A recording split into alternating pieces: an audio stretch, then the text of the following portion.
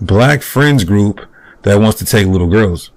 Now, so during the duration of this video, we're going to play some visuals and audio clips of themselves, so we're not putting words in none of their mouths.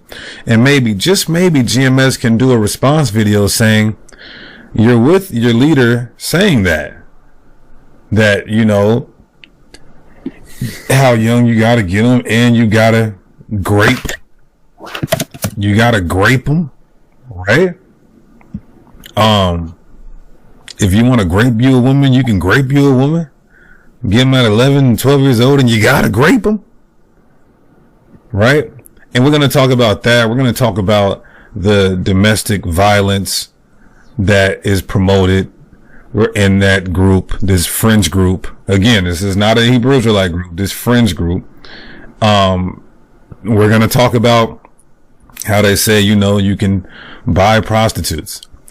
We're going to prove all this out of their mouths, so we're not putting any words in their mouth. So hypothetically, right, Hassad, hypothetically, right, because they teach you can eat food sacrificed to idols. You can have your Christmas dinner, your Thanksgiving dinner. Hypothetically, you could eat food sacrificed to idols, and when you get done eating that food, hanging out with your family, you could go to a brothel, potentially get a 11, 12-year-old prostitute, and you forgot your wallet at the house, so you just grab her up, you grape her, and then you leave. That will, in according to their theology, that's all lawful. Everything I just said is lawful. You leave from eating your food sacrificed to idols. You get to the prostitute house. You see the 12-year-old. You forgot your wallet. So you everything that they just did, they say is lawful. Now, this, you know, but I want to, for brothers that are in Great Millstone that do not agree with this, that know it's wrong, because I know that probably, hopefully, not even probably, just hopefully, because I don't know, there's at least a quarter of the brothers, whatever the number is, of brothers that say that this is reprehensible. I can't even, like, that's just the only word that comes to mind to describe the forcing a little girl, graping a child. There are fathers in Great Millstone. How would you feel if somebody applied this and then did it with your daughter? Oh, they already said, remember when Polite asked? I know. We got to talk about that. Yeah. So you guys know that it's wrong. And then it's like, what other words besides reprehensible come to mind? Is this something that you want to be a part of? Young brother that's in the troop, that's coming into Great Millstone, or that's even been in Great Millstone? Is that something that you want to be a part of? That's not a ploy to try to get you guys to flip from Great Millstone and come join us. But I'm saying you can go do the work with whoever. But do you want to do the work with brothers who are sitting next to you that might grape your daughter? Huh? Like come on, bro. Yeah, there's some members of the elect in GMS. There's some members of the elect in GMS. I've been sliding in these strippers' DMs, man. I'm gonna be honest with you.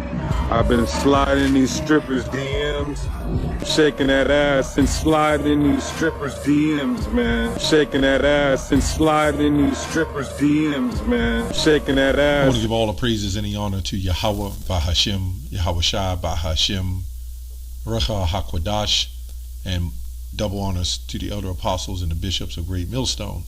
Honors as well to you brethren, you fellow believers of this truth, and shalom to the elect. So anyway, I just saw this on the Elder Apostle Tahar's channel. I remember about a month ago, I saw that clip and they did the live stream, and I never even watched it because I knew it was going to be some more BS. But then, you know, the elder apostle put it up on his page, and I said, okay.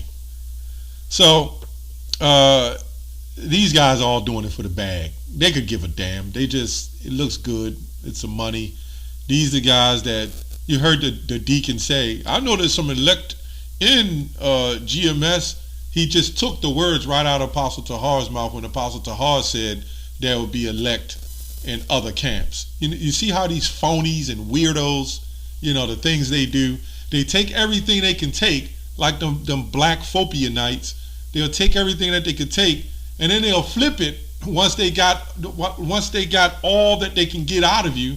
Then they'll flip it and then turn on you and to try to, you know, talk all kind of manner of evils, you know, and say, see, These guys are wicked. When you would think with 6.7 thousand views in a month, 6.7 thousand views in a month, that these guys that generate this kind of so-called image on YouTube, they would have way more than that. You know, I think anybody in their right mind don't even believe that. And they say, oh, see, this is what it says. They teach this is what you're supposed to do. Or this is what we want to do. All we teach is that it happened. And we will go over it in the Bible and prove it again for the 150th time. First of all, a 12-year-old today is not an actual woman. She is physically, but mentally, no. Ain't no 12-year-old as a mindset of being a woman. And if she is, she's going to be with like a 13 or 14-year-old. But a grown man don't want a 12-year-old woman nowadays. Come on now. But we're going to show you in the Bible where that did happen, right? Anyway, first I'm going to read a comment. Let's see what this comment say. It was somebody left a comment. This is by Subbreaker or whatever. His words were very triggering. I would have snapped. See, these are simps. That's all it is. A lot of these black conscious guys, these guys that are about black people, they really don't even love black people, man. And these are the same guys that was at the Passover with strippers and talking about we want prostitutes. But you in the Lord's Passover with prostitutes and strippers. Can somebody say hypocrite? Anyway, his words was very triggering. I would have snapped and did what? If he said that in front of me, I would have had that Judas spirit on me. This is the mindset that these men are putting people in. And it must happen. All right. This is part of the big issue in our communities. All these types of ninjas need to go. I wonder where to get that from. But, okay. What can you say? You know, people don't examine nothing. They just follow it and then just roll with it. So anyway, we're going to go to Genesis, right? Genesis 25 and 20. And Isaac was 40 years old when he took Rebekah to wife, the daughter of Bethuel, the Syrian Padanaram, the sister of Laban, the Syrian, right? How old was Rebekah? And why did they mention that he was 40 years old? As I just did in a previous video. Let's look up and see how old was about Rebekah, right? Around how old was she? It says, according to the Bible, Rebekah's age at the time of her marriage to Isaac is not specifically specified, but there are several Mizrahic traditions that suggest that she was 14 or 3 and 3 days old. It says, according to one, Rebekah was born when Isaac was bound at the altar, and he was 14, and was 14 when she married him at the age of 40. Everybody knows the tradition, even in the East today. The tradition is young women, they get married young, right? When you have your period, you become a woman. And a woman becomes aroused and sexually active because of her eggs and ovulation and her hormones. So did the Most High make a mistake? But I think these guys teach that you got to be 18.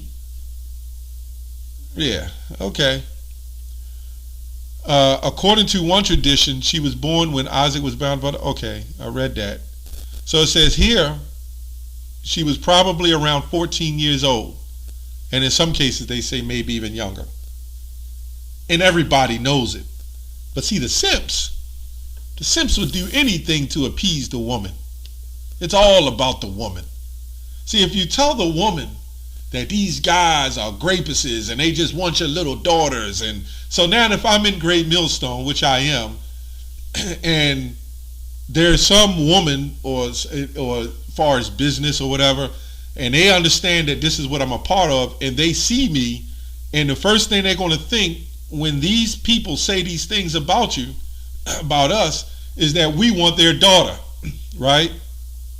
And people are so ignorant, right, and not sharp enough to understand or do research or to say, well, if this is the case, why didn't this make the MSNBC news, right? Because you know why? Because everybody knows it.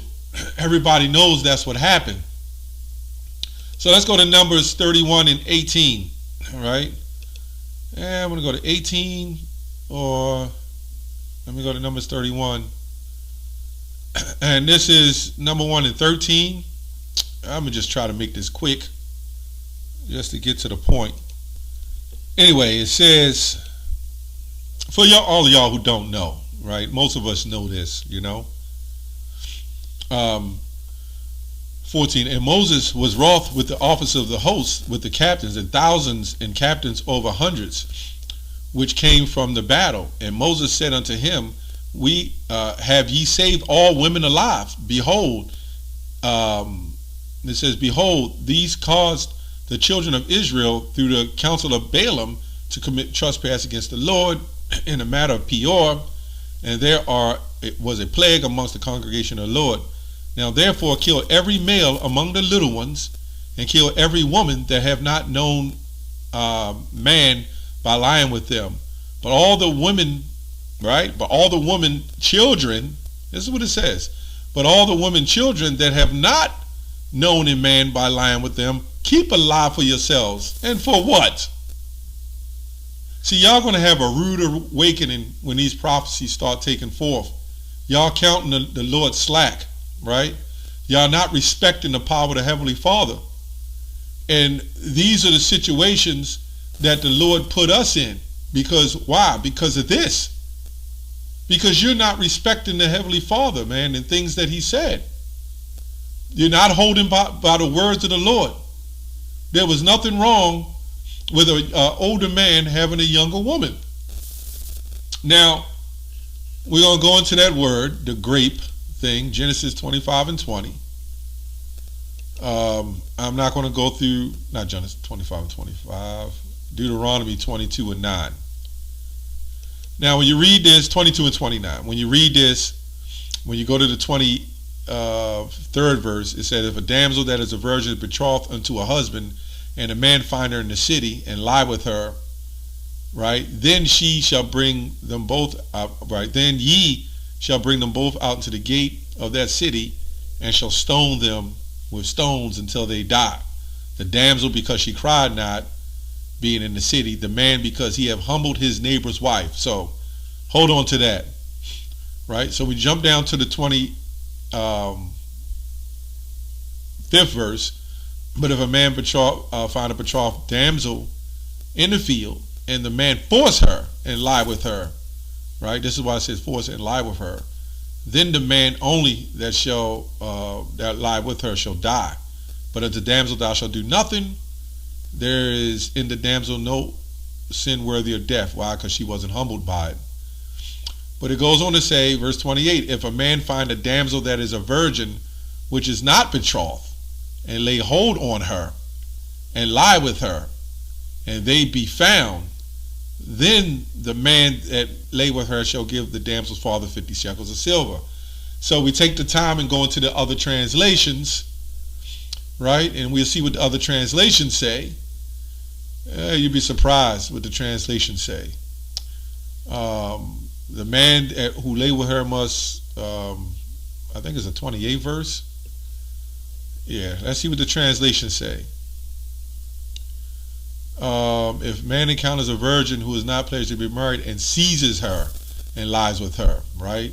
He shall give the damsel's father 50 shekels of silver.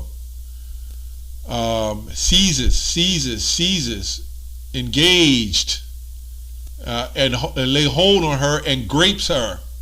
This is the Holman Christian Standard Bible. Look it up, right? It says here, betrothed and force her. A woman is engaged. The reason why I said forced, because they had to make a distinction in the 25th verse or whatever, about laying with a woman who was betrothed. But when a woman was not betrothed, what would you do? You would lock the man up and throw away the key and put him to death. But now the woman is already humbled. So what's supposed to happen to her now? It's crazy, man. And if we was in the ancient times and that was the situation and you had a daughter with women were property. We were property, right? Even you Jakes will look at your wife as property. But, leave it to the simps. They won't. They can't push that. These guys all appease to the woman. This is all about woman worship. I guarantee it. Money and women. The followers. They'll sell out everything. They'll cut snippets and pieces and say things just to appease these damn women. And we're going to get into the sacrificing of foods or whatever. Of course, they don't all believe in the letters of Paul. I don't know their stands on that. Maybe they broke off of the Sakari, right? These guys aren't trustworthy. Who can trust them? They jump from camp to camp. They're not trusted. We see all the things that's happening to them. Yeah, right. But people can follow that if you want. Anyway, most of the translation says seeds or grape. No lie. When you read the King James Bible, it says lay hold. Right? So now I'm going to go to an old Bible. Something these guys don't do, but they probably will now when they look at these videos. Now they're going to try. See, they take from everybody. They don't do anything on their own. Deuteronomy 22. Let's see what it says. This is the Bible of 1382. Deuteronomy 22 and 9. This is what it says. Deuteronomy 22 and 29. This is what it says. He that has slept, it says 28, if a man findeth a damsel virgin that have no spouse, and taketh and do lechery with her. Do you know what the word lechery means? And the thing cometh to the doom. He that slept with her shall give the further of the damsel 50 sickles of silver. This is Old English. This is what it says. Don't you know that most of the translations say that? So grape was in the Bible. When we go back here to Genesis 25, was it 25 with Rebecca? Watch what it says. 25 and 20. Let's go into the lexicon.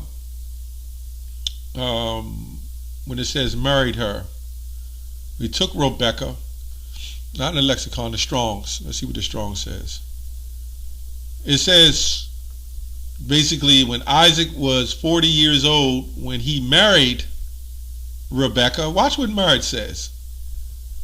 To take, to fetch, to lay hold of, to seize, to acquire by bringing, to marry, to take the wife, snatch away, take away. Now, according to these guys' doctrine, they'll say, oh, he just scooped her up and that's all it means. It was some slang like they do in the hood, right? But again, when we go to these other translations, it doesn't say that. It doesn't say nothing of the... Now, it could have been that he didn't take her like that. I don't know. But at the end of the day, what did Deuteronomy 22 and 9 say, right? What did we read in Numbers? What did we read in the Bible, the John Wycliffe Bible? Let's look up lechery. Lechery. Let's look up lechery. Let's see what it says in the online Bible. Lewdness, habitual lustful indulgence, right? Lewdness, right? Lasciviousness, hazardous, dangerous, seductive. This is what it says. I mean, come on, moving on. We're going to go to the book of 1 Corinthians. He said they eat food sacrifice. I don't have time to go into the whole video. I'm just going to make my points and I'm just going to keep it moving, right? This is what it says. concerning foods sacrificed to idols, right? It says, 1 Corinthians 8:4. So then about eating food sacrificed to idols, we know that an idol is nothing at all in the world, and that there is no God but one, right? For even if there are so-called gods, whether in heaven or earth, as indeed there are many gods and are many lords, yet for us there is but one God, the Father, from whom all things came from, we live, and there is but one God, Yahushua, right? One Lord, Yahushua, through him, through whom all things came through and who live. But not everyone possessed the knowledge. Some people are still so accustomed to idols that when they eat sacrificial food, they think of it as having been sacrificed to God. And since their conscience is weak, it is defiled. But food does not bring us near to God. We are no worse if we do not eat, and no better if we do eat. Right? And when you keep reading, he talks about that you had the Israelites saying, I can't eat it, to sacrifice to God. And this is what he was saying. He said Yahushua was the sacrifice at the end of the day. So he said eat. But for his conscience sake, if you don't want to eat it in front of your brother, then don't eat it. Right? So if there's a store that we want to go into, and a brother might say, man, that might be sacrifice, man, they got spirits on that. Then you'd be like, okay, we'll go to another store. I'm just saying, making an example. I just wanted to clear that up. It's not hard to figure out. All the foods is sacrifice. That's why we pray over it. That's the whole point. Yahushua was the ultimate sacrifice, to where we're not eating, we're going to eat the foul foods amongst the heathen. There's no getting around that. But it's not going to do you any good or any worse because you're eating it. I'm talking about lawful foods.